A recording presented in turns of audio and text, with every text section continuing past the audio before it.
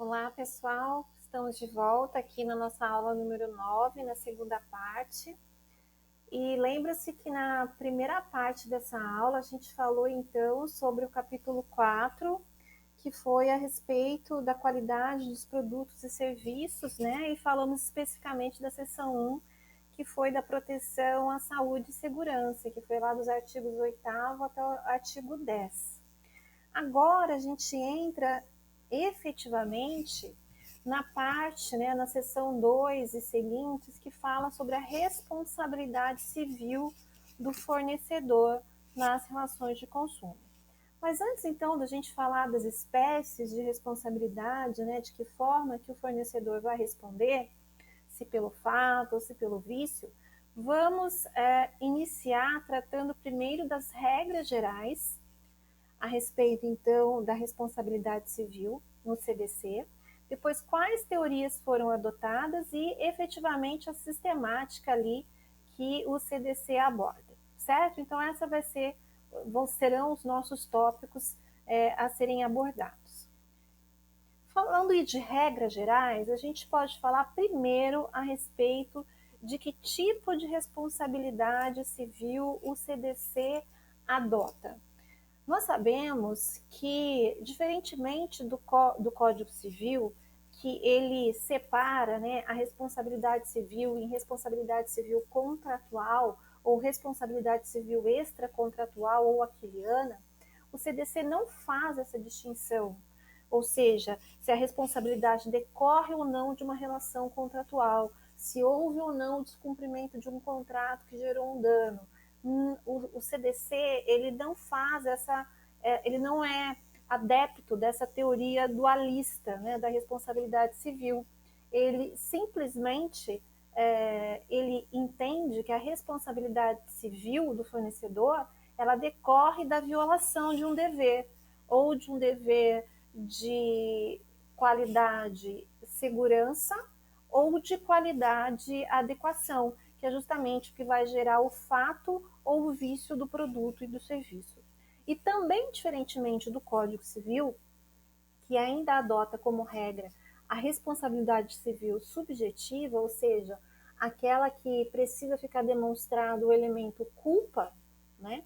O CDC, por se tratar também de uma legislação que visa a proteção de um ser vulnerável, que é o consumidor, o legislador entendeu, claro, com base em estudos, com base em legislações estrangeiras, que demonstrar a culpa para que fique caracterizada a responsabilidade civil do fornecedor é extremamente oneroso para o consumidor, porque o consumidor tem todas aquelas vulnerabilidades que nós conhecemos, a vulnerabilidade técnica, a vulnerabilidade econômica, a vulnerabilidade jurídica. Então, nesse sentido, é muito difícil para a vítima, né, de um defeito do produto, de um vício, provar a culpa do fornecedor. Então, exatamente por isso o nosso sistema jurídico foi avançando. Claro que avançou num primeiro momento para a presunção de culpa, né, que é a culpa presumida, que nós conhecemos também, que existe lá no Código Civil, né, que há uma inversão ali do ônus da prova, mas isso também não era suficiente para as relações de consumo, de modo que, nesse sentido, se evoluiu para se entender que o fornecedor ele responde independentemente da comprovação de sua culpa. Ou seja, o que leva à responsabilidade civil do fornecedor não é se ele agiu ou não culposamente, mas sim que o produto que ele colocou no mercado de consumo ou o serviço por ele prestado foi um serviço com um vício ou um produto com um vício que causou ali um prejuízo e colocou em risco a vida, a saúde ou a segurança do consumidor, certo? Então, na verdade, é a relação de causalidade entre o produto e o serviço e o dano suportado pelo consumidor. E isso independe se a conduta do fornecedor foi culposa, né, se ele agiu de forma negligente, imprudente, imperita ou até mesmo dolosa, certo? A gente não pode, na sociedade de consumo de massa, que é a que nós vivemos, que surgiu justamente a partir da Revolução Industrial e Tecnológica, principalmente, ter a culpa como fundamento para a responsabilidade civil. Então, nesse sentido, o fornecedor é o titular, né, do controle dos meios de produção, ele que conhece como o produto funciona, como o produto foi fabricado, como o serviço é prestado, ele que se beneficia, né, de uma forma muito mais contundente com o resultado da sua atividade, e por isso mesmo o CDC, sensível a tudo isso, ele resolveu então adotar aí a responsabilidade objetiva do dever de indenizar, né, transferido, portanto, os riscos do mercado de consumo, não mais que antes eram pesavam sobre os ombros do consumidor, esses riscos agora foram transferidos para o fornecedor, que é a parte econômica e tecnicamente o mais forte dessa relação, ok? Então vamos lá. Esse item 1 vencemos. Passamos para o segundo, né, que é a solidariedade passiva dos fornecedores, que está lá prevista no parágrafo único do artigo 7º. Aqui faltou esse complemento, então só vou colocar aqui que se trata do parágrafo único. Ficou bem fininho, tá? Mas é só para vocês analisarem. Lembrando, então, que o parágrafo único do artigo 7º dispõe o seguinte: tendo mais de um autor à ofensa, todos responderão solidariamente pela reparação dos danos previstos nas normas de consumo. Então, a responsabilidade, como regra, de todos os fornecedores da cadeia de consumo é uma responsabilidade solidária. Significa que, existindo um vício, por exemplo, no produto ou no serviço, desde o fabricante, né, o intermediário, o comerciante, todos eles vão responder de forma solidária perante o consumidor. Na prática, o que isso implica? Implica que, se o consumidor quiser se voltar contra o fornecedor imediato, como é o caso do lojista, ou contra o fabricante, que foi efetivamente quem fabricou, mas com quem ele não teve uma relação direta, o consumidor pode, porque é uma escolha dele, né? Essa é a regra da solidariedade que está prevista lá no artigo 264 do Código Civil, né? Que o devedor, nesse caso, né, que é o consumidor, que é o fornecedor, cada um dos devedores pode ser chamado a responder integralmente, né, pelo cumprimento da obrigação, que no caso aqui é justamente a indenização, a reparação a ser paga ao consumidor. Tudo bem?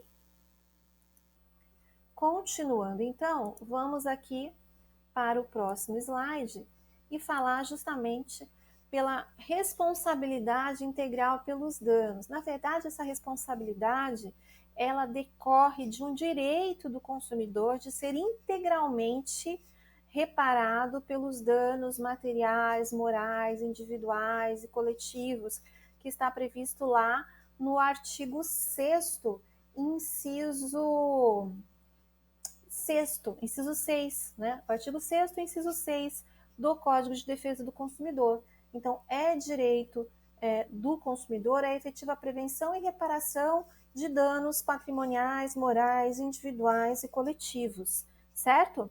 Então, dessa forma, o fornecedor ele tem que reparar integralmente todos os danos suportados pelo consumidor. E a respeito disso, interessante é essa nova temática que trata justamente da responsabilidade do fornecedor pelo desvio produtivo do consumidor. Então, hoje, né, em poucas palavras, o tempo tem um valor jurídico.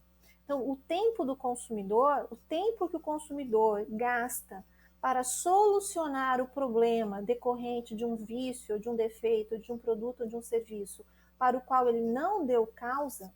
Então, todo o tempo que ele perde ligando em call center, que ele perde indo até a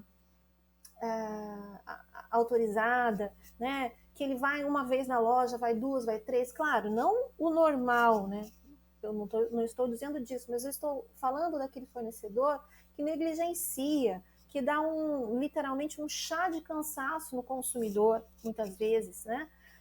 Tempo exagerado para fornecer determinados, por exemplo, diploma para o consumidor, né? Então, um diploma de um curso que foi finalizado e o fornecedor não entrega, então o consumidor tem que várias vezes buscar, ou até mesmo ele não consegue muitas vezes nem a certificação necessária. Então, quer dizer, todo o tempo que ele perdeu estudando aquele curso e depois ele não consegue porque a empresa fechou ou porque a empresa, na verdade, não era credenciada, né, portanto, não poderia emitir aquele diploma, além do prejuízo material, do dinheiro que ele efetivamente pagou pelo curso, ele tem o prejuízo do tempo que ele gastou estudando tudo aquilo, né, se dedicando para aquele curso, e depois ele não tem direito a uma certificação. Então, esse tempo do consumidor, hoje, ele tem um valor jurídico. E por isso que nós chamamos, então, essa responsabilidade do fornecedor pelo desvio produtivo ou dano temporal, que nós chamamos. Aqui é um QR Code para um artigo que seria interessante vocês lerem, por isso que eu deixei aqui disponível para vocês, ok? Continuando, então, o nosso item 4, impossibilidade de excluir ou atenuar contratualmente a indenização. Como é um direito básico do consumidor, a efetiva e integral reparação de todos os danos por ele sofridos, qualquer cláusula contratual que tenda a mitigar, né, ou seja, a diminuir ou a excluir a responsabilidade do fornecedor, ela é considerada, portanto, uma cláusula abusiva, uma cláusula ilícita. E qual é a consequência da cláusula abusiva? É a nulidade de pleno direito, é como se ela não existisse no contrato, né? Ela não gera efeitos.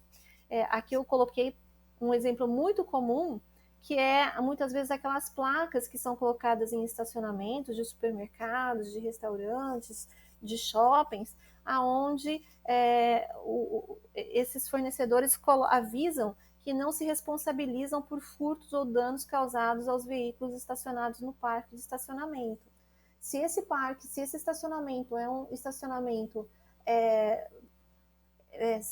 garantido, né? Se ele é um estacionamento que está ali sob a responsabilidade daquele fornecedor, se ele é um estacionamento muitas vezes cercado, né? Que está ali, que o consumidor muitas vezes até recebe um ticket porque deixou o carro ali e tudo mais, mesmo que seja um estacionamento gratuito, esse fornecedor é sim responsável, né, pelos prejuízos advindos de eventual furto ocorrido ali, nas suas dependências. Ainda que existam essas placas, né, que seria ali uma cláusula de exclusão de responsabilidade, certo? Outra regra geral, que também é bastante diferenciada em se tratando aqui da responsabilidade civil do fornecedor, é a possibilidade de aplicação da desconsideração da personalidade jurídica do fornecedor. Então, claro, isso hoje também é previsto lá no artigo 54 do Código Civil, mas a época que o CDC entrou em vigor, que foi em 91, a desconsideração da personalidade jurídica, da pessoa jurídica, era apenas uma teoria, né? Não existia regulamentação ainda a respeito disso. Então, foi o CDC quem inovou nesse sentido, trouxe, né, uma regulamentação lá no artigo 28, onde ele possibilita a desconsideração pelo juiz da personalidade jurídica da sociedade quando houver ali, em detrimento do consumidor, abuso de direito, excesso de poder, infração da lei, né, de fato, ou um ato ilícito praticado ali pela empresa. Outra possibilidade também de desconsideração é quando houver falência, estado de insolvência, encerramento da atividade do fornecedor. E o parágrafo 5º, ele traz uma cláusula bastante aberta, né? Então, que realmente possibilita que ao juiz desconsiderar a personalidade da pessoa jurídica, sempre que essa personalidade for de alguma forma obstáculo ao ressarcimento de prejuízos causados aos consumidores. Então, essa é uma cláusula bastante aberta, né? Então, é um rol que não é exaustivo do artigo 28, é um rol que, por força do parágrafo 5º, fica bastante exemplificativo. Então, sempre que esta personalidade jurídica for empecilho, for um obstáculo para que o consumidor seja integralmente ressarcido, indenizado pelos prejuízos decorrentes, né, daquela relação de consumo, então poderá ser aplicada a desconsideração da personalidade jurídica. Isso é bastante interessante. Essa cláusula aberta não tem no artigo 54, lá as cláusulas são fechadas, são hipóteses, né, ali previstas no artigo 54, diferentemente do que acontece aqui no CDC. Outra diferença que decorre justamente desta responsabilidade civil objetiva, ou seja, que independe de culpa, é justamente as limitadas possibilidades de exclusão da responsabilidade do fornecedor. Ali, os artigos 12 e 14, o artigo 12 trata da responsabilidade pelo fato do produto e o 14 é a responsabilidade pelo fato do serviço. Então, as hipóteses de exclusão da responsabilidade do fornecedor são hipóteses exaustivas. Né? Se vocês observarem ali, com a leitura do parágrafo 3º do artigo 12, o fabricante, o construtor, o produtor, o importador só não será responsabilizado quando provar: 1. Que não colocou o produto no mercado. 2. Que, embora haja colocado o produto no mercado, o defeito inexiste. E 3. A culpa exclusiva do consumidor ou de terceiro. Então, vejam, são hipóteses bastante específicas, né? E lembrando que uma coisa muito interessante é que, nesse caso, o ônus da prova é do fornecedor. É ele quem tem que, então, demonstrar essas hipóteses que exoneram, que excluem a sua responsabilidade civil. Né? Então, claro que há esse rol, ainda que não expressamente previsto no CDC, hoje a doutrina e jurisprudência aceitam de forma pacífica o caso fortuito e a força maior, porque o caso fortuito e a força maior, eles rompem com o nexo causal. Por isso que, ainda que eles não estejam previstos aqui no parágrafo 3º, eles também são considerados excludentes da responsabilidade civil do fornecedor. Mas a gente vai tratar de forma mais específica isso posteriormente. Outra regra bastante interessante, né, que também se tem na responsabilidade do fornecedor, é a possibilidade de equiparação de todas as vítimas do evento danoso, né, à condição de consumidor, como a gente já viu quando nós estudamos o conceito de consumidores equiparados, lá do artigo 17.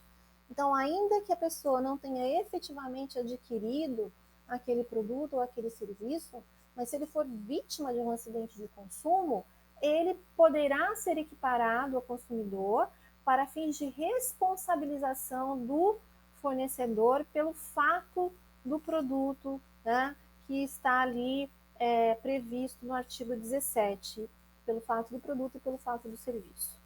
Tá? E isso vale só para a responsabilidade pelo fato, e não a responsabilidade pelo vício do produto ou do serviço.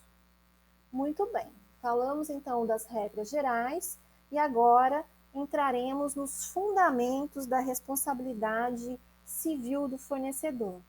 Qual foi a teoria que justamente serviu então como fundamento para a responsabilidade do fornecedor? Tem algumas teorias, eu vou falar especificamente uma que é bastante importante, sobre ela repousa aí tudo que nós conhecemos a respeito do que a legislação trata, então, de responsabilidade pelo fato e responsabilidade pelo vício.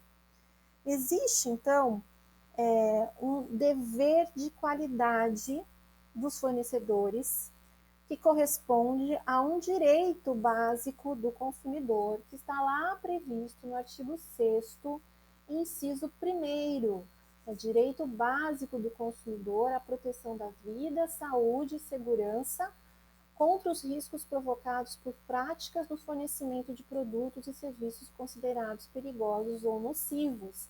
Então, é direito do consumidor que os produtos e serviços colocados no mercado de consumo tenham uma qualidade que garantam a sua segurança, ou seja, que não coloque em risco sua vida, sua saúde, sua segurança, e qualidade que garanta a adequação, ou seja, a finalidade para a qual aquele produto ou aquele serviço foi criado. Então, se eu compro um ar-condicionado, qual é a minha legítima expectativa? Que aquele ar-condicionado refrigere quente ou frio, se assim o for, né, as suas indicações, da forma como ali é ofertado. Então, essa adequação, ela está relacionada justamente com essa finalidade do produto ou do serviço. Enquanto que a qualidade e segurança está relacionado com os riscos que esse produto ou esse serviço podem implicar ao consumidor. Lembrando que nós temos os riscos normais e previsíveis, né? E esses riscos apenas agregam ao fornecedor o dever de dar uma informação mais adequada. Temos aqueles riscos que não são normais e não são previsíveis, que autorizam o fornecedor a colocar esses produtos ou serviços no mercado de consumo, apenas agregando, né, a responsabilidade de que essa informação a respeito desses riscos seja uma informação ostensiva e adequada. E temos aqueles produtos e serviços com alto grau de nocividade ou periculosidade, e esses, portanto, não podem estar no mercado de consumo, e se estiverem e causarem um dano, um prejuízo ao consumidor ou a terceiros, vai ensejar, então, a responsabilidade pelo fato do produto ou do serviço. Então, em poucas palavras, seriam essas as principais diferenças. O ministro Antônio Herman Benjamin, do STJ, ele foi um dos idealizadores, né, dos coautores ali do projeto do Código de Defesa do Consumidor. E ele afirma o seguinte: para se identificar corretamente o regime da responsabilidade civil aplicável a uma determinada relação de consumo, é preciso verificar qual dever jurídico foi preponderantemente violado pelo fornecedor. Ou seja, se o dever violado for o de qualidade e segurança, com efetiva ofensa ao patrimônio ou à incolumidade física ou psíquica do consumidor ou de terceiros, que é o que nós chamamos de acidente de consumo, surge então para o fornecedor a responsabilidade pelo fato do produto ou do serviço, certo? A gente pode dar como exemplo aqui um barbeador elétrico que, ao ser utilizado pelo consumidor, ele corta, né, tem ali um defeito na lâmina e corta, né, e causa ali um dano no rosto do consumidor. Isso é uma violação do dever de qualidade e segurança, né, justamente porque causou ali um prejuízo, né, ele foi efetivamente violado a incolumidade física do consumidor. Então, isso vai ensejar a responsabilidade pelo fato do produto. Agora, quando o dever violado é o de qualidade e adequação, que é mais brando, né? Não é tão gravoso, com ofensa, aqui no caso, a incolumidade econômica do consumidor, porque ele comprou um produto ou adquiriu um serviço que não tinha ali, que não correspondeu à finalidade, à legítima expectativa, né, do consumidor, ou seja, levou a uma frustração do consumidor com relação à sua legítima expectativa, aí nós falamos de responsabilidade pelo vício do produto ou do serviço, que é o caso, por exemplo, de você, voltando a falar do ar-condicionado, comprar um ar-condicionado que estaria ali previsto entre suas características refrigerar tanto ar quente como ar frio, mas ele só funciona o ar frio, o ar quente não funciona.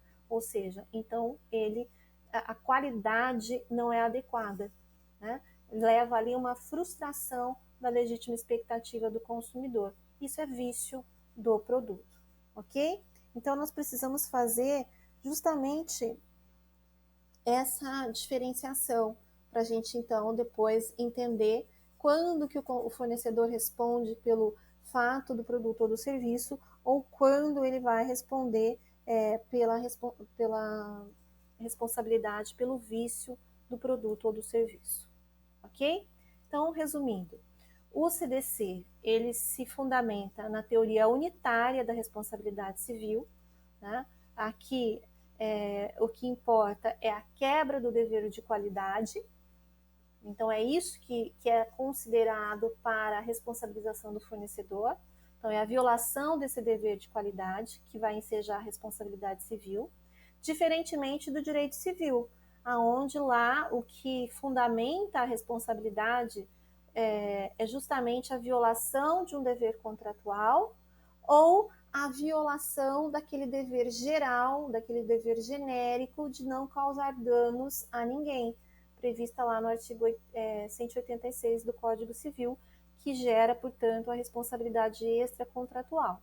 Então, aqui, quando o prejuízo decorre de uma ação ou omissão, né, ainda que exclusivamente moral, ela enseja a responsabilidade extracontratual. E quando o prejuízo, o dano decorre de um não cumprimento de um contrato, dá ensejo, portanto, a responsabilidade civil contratual. No CDC, a regra é uma só: quebra do dever de qualidade. Se for quebra do dever de qualidade, segurança, responsabilidade pelo fato. Se for quebra do dever de qualidade, adequação, responsabilidade civil pelo vício. Certo? Outra teoria adotada aqui também pelo Código de Defesa do Consumidor é o que fundamenta justamente também essa possibilidade do fornecedor responder, né, tirar o ônus dos ombros do consumidor e passar para justamente os do fornecedor. Por quê? Porque a teoria, os fundamentos da responsabilidade civil do fornecedor também repousa na teoria do risco da atividade, ou teoria do risco do empreendimento, como alguns chamam. Ou seja, em poucas palavras, aquele que se dispõe, né, aquela pessoa física ou jurídica que se dispõe a exercer alguma atividade no mercado de consumo, qualquer que seja essa atividade, fabricação, produção, prestação de serviço, importação, deve assumir os riscos inerentes a essa atividade ou dela decorrentes, certo? Então, quem quer o bônus deve suportar os ônus, certo? Então, o fornecedor, normalmente, ele está no mercado de consumo para obter uma vantagem econômica, né? Ele não está ali para fazer caridade, ele não está ali para nada, ele está ali para justamente obter uma vantagem econômica. E justamente por isso é que ele tem o dever de responder por eventuais vícios ou defeitos que o seu produto ou seu serviço possa causar ao consumidor, independentemente de culpa, certo? Então, uma outra questão relacionada à teoria do risco da atividade, à teoria do risco do empreendimento, é que o fornecedor é quem tem a melhor condição, né, de distribuir os custos, sociais, econômicos, dos danos causados por seus produtos ou pelos seus serviços prestados. Então, nesse sentido, a gente pode falar do que nós chamamos de socialização dos riscos. Normalmente, o fornecedor coloca, quando ele vai precificar o seu produto ou o seu serviço, ele já coloca nesse preço, ele já embute nesse preço um percentual que é justamente agregado para eventuais indenizações que ele tenha que pagar por prejuízos decorrentes de produtos ou serviços defeituosos ou com vícios. Então, o fornecedor ele já sabe. Pensa um fornecedor, um fabricante, né, que fabrica em massa determinado produto. Então, eu coloquei até aqui o exemplo para vocês. Ele produz milhares, ele produz 100 mil unidades de um determinado produto. Gente, ainda que ele tome todas as cautelas, né, todos os procedimentos de segurança, fatalmente ele terá um percentual de produtos que vão sair com algum tipo de vício ou defeito. Porque é falível, né? Os equipamentos, por mais que eles acabam falhando, ainda que no percentual muito baixo. Então, se em 100 mil unidades nós tivermos 0,1% de produtos que saiam com um vício de fabricação, né, ou um defeito, nós teremos 100 produtos. Ou seja, 100 consumidores vão adquirir produtos com vícios de qualidade, né, ou com defeitos de segurança. Então, o fornecedor, já sabendo disso, ele já distribui na precificação dos seus produtos esses custos sociais, né, dos danos decorrentes de sua atividade. É o que nós chamamos de justiça distributiva, né?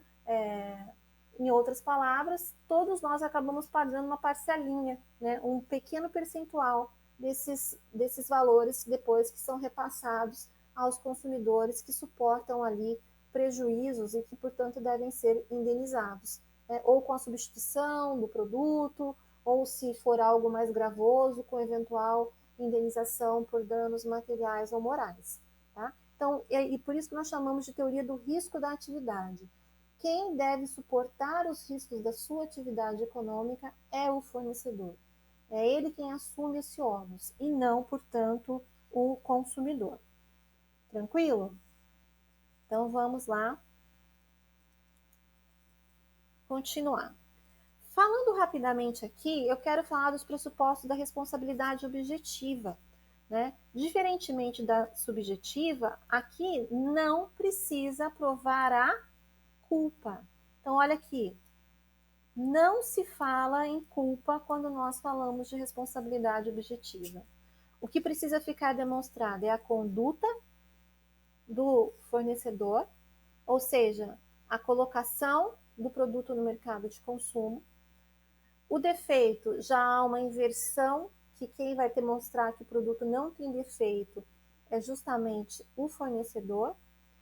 O prejuízo, sim, o dano, aí deve ser demonstrado pelo consumidor, e o nexo causal, portanto, entre esse defeito e esse dano suportado aí pelo consumidor, certo? Então, nós não falamos em culpa quando a gente trata de responsabilidade objetiva. É algo que efetivamente não nos interessa aqui, né? Se o fornecedor foi negligente, se ele foi imprudente, é algo que é totalmente dispensável.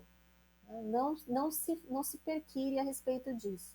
Efetivamente, o que precisa ficar demonstrado é que o prejuízo suportado pelo consumidor decorre daquele produto ou daquele serviço colocado no mercado de consumo e por ele utilizado.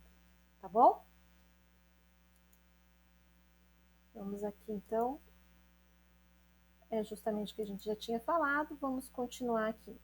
Agora, falando das espécies de responsabilidade civil objetiva, eu vou encerrar por aqui para que na próxima aula a gente fale especificamente sobre as diferenças entre o fato e o vício do produto ou do serviço, ok? Então, encerramos aqui e continuamos daqui na nossa próxima aula. Muito obrigada pela atenção de vocês até agora.